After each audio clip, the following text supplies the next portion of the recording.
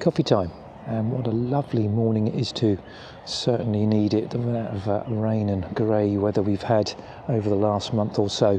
So we're here at Hosehill Lake. You can overlook in the lake at the moment. You can see the island. It's quite amazing, really. It's quite a large island, but to think the fact that it's actually man-made is quite awesome, really. Must have taken some time to make.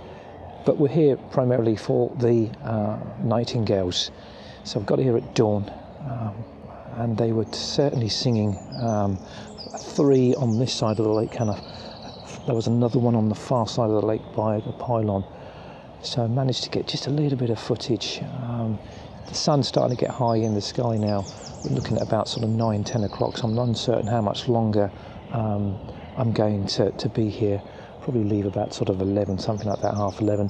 So hopefully I can capture just a little bit more.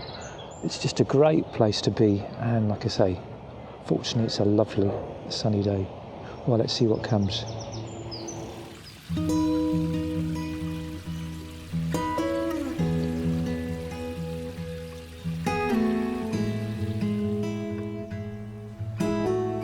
It's a lovely circular walk around this lake, and I must admit I really did enjoy seeing the Nightingales last year, so I was really quite hoping to be able to hear their beautiful song, catch a little bit of a glimpse of them. What I really find amazing is these small birds taking their migration all the way from Africa and pretty much arriving at the same bush as last year. Locating them by their song is really quite easy. It's such a lovely song, but to actually locate them within the bush, because they sit so deep, is another challenge.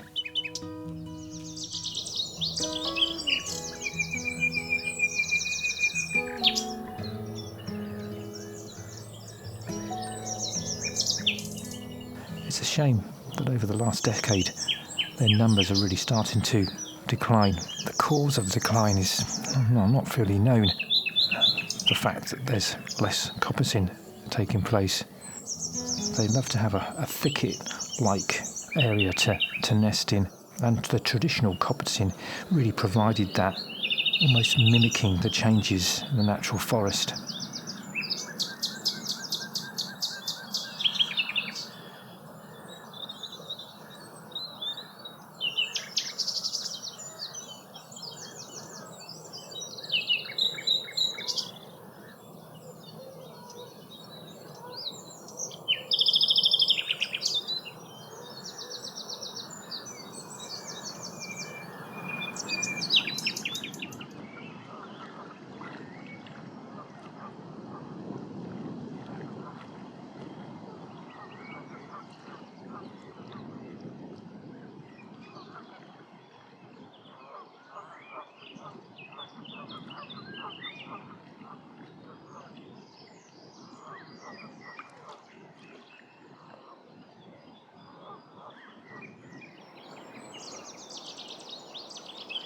As the morning drew on, I did a full circuit of the lake, but then returned to this part where the 2 nightingales sort of seem to meet by the feeders.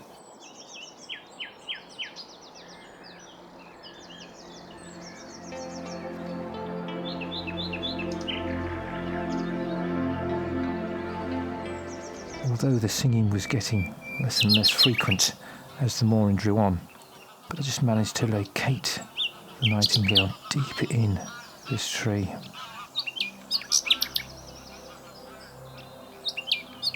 And I was just sort of hoping that it may move towards an area where I could get a decent view of it.